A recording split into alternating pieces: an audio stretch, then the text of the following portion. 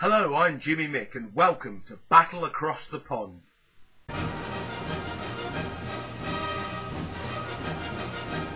Now, since this is a new feature on the show, I should probably take a minute or two to explain. Very often when a British show gets a cult following in another country, someone somewhere will say to themselves, you know, this is really good, but wouldn't it be better if there was more of it? Or if it was more accessible to more people, and decide to remake it? And I have absolutely no problems with this, at least in theory. Especially if the show has already been off the air for a while, or it features a lot of British cultural references, or even if it was just a short-run show that's still popular. The problem is, of course, that these remakes tend to suck. But why? Well, that's what Battle Across the Pond is all about.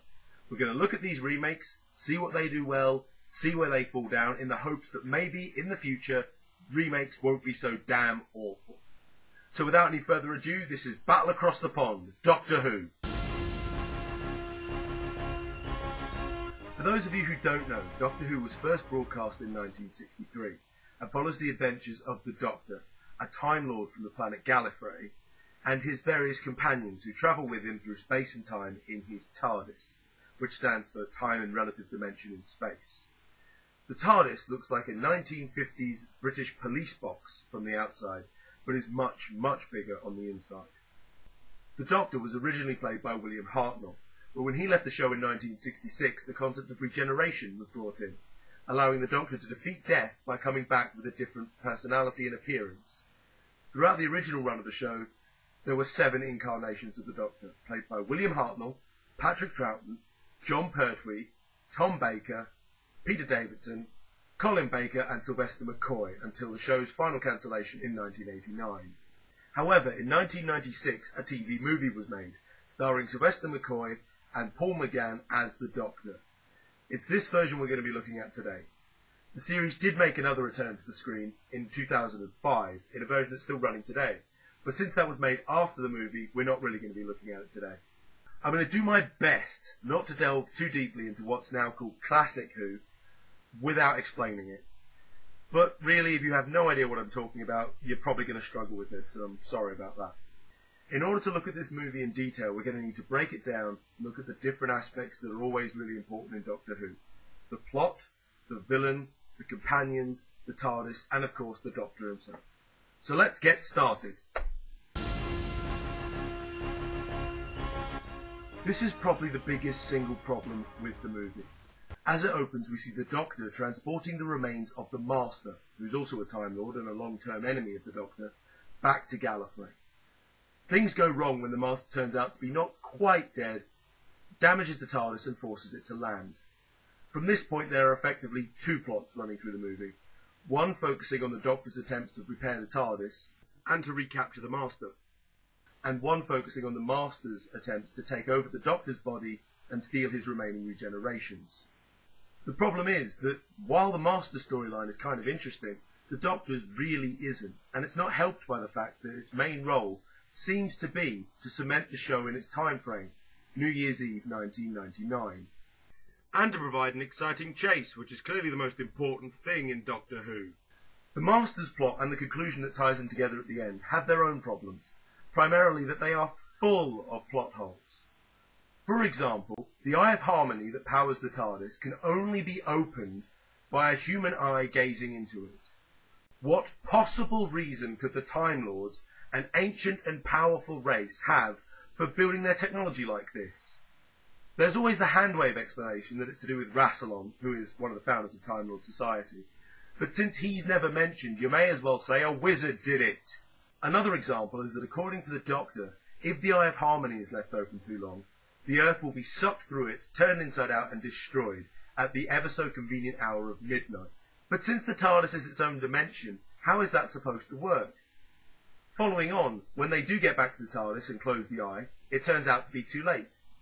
The solution to this is to take the TARDIS back in time to before the eye was open. How is that supposed to help? Is the show implying that if someone received a lethal dose of radiation and you took the source of that radiation back in time to before the incident happened, that that person would somehow be fine? Oh, and just to mention this, in Classic Who, The Eye of Harmony is the nucleus of a black hole situated beneath Gallifrey, and is used to power the entire planet. Not some glowy ball of who knows what stored in the TARDIS. There also seems a desperate need to tie everything back to something that was mentioned in Classic Who. Some of these are very simple and very welcome. For example, when the Doctor is unconscious, travelling to a hospital on the back of an ambulance, Chang, who's one of the two companions in this movie, writes his name on the medical forms as John Smith, which just so happens to be the name the Doctor used whenever he was on Earth for any extended period of time. Some of them are less welcome, though, such as the fact that the Master was executed after trial on Skaro, the homeworld of the Daleks. Again, for those not familiar with Doctor Who, the Daleks are a cybernetic organism who've never shown any interest in law, preferring instead just exterminate absolutely anyone that gets in their way. In addition, they consider the Doctor to be one of their greatest enemies, and for good reason. So if he turned up on Skaro to claim the Master's remains from them, there is absolutely no way they would let him leave the planet alive. Put simply, I can't find anything of value in the plot itself. There are some things that can be salvaged, but we'll talk about them as we come to them in their sections. Best to move on now, though, I think.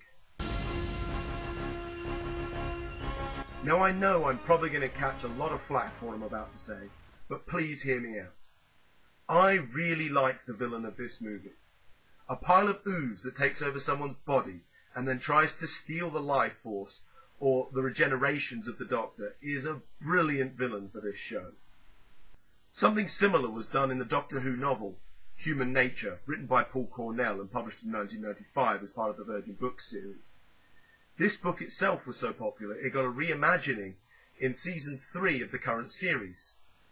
However, where this falls down is when the movie expects me to believe that this is the Master. Yes, he's very good at mind control. And yes, he's always got a plan for coming back from the dead, even when he should really stay dead. I'll even give you that yes, he took over someone's body once. But the Master is many things. He is a master of disguise. He's a manipulator of the highest degree. And he's smarter even than the Doctor. What he is not is a ranting, raving, snake-eyed idiot. His plan in this film hinges on Chang believing that the Doctor stole the Master's body already, and that all the Master's trying to do is get his body back from an evil villain. But on the brink of success, he declares loudly to the Doctor, right in front of Chang, that the Doctor made him use up all his regeneration, so now he's going to take the Doctor's in payment. Even at the end of the movie, he has a chance to preserve his own existence and chooses instead to defy the Doctor and die in a way that he is not ready to circumvent. There is no way that this is the Master. Not at all. Besides all that, the Master never wanted the Doctor dead. He's a chess player. And yes, while he wants to beat the Doctor, he'd never want him destroyed entirely, or else how would he ever have another game? A cosmos without the Doctor scarcely bears thinking about. Yeah, that's the Master. This is not. I just can't believe they went through all this, knowing that he was going to die at the end of the movie anyway. The Master is and always will be a Time Lord, not a damn puddle of ooze.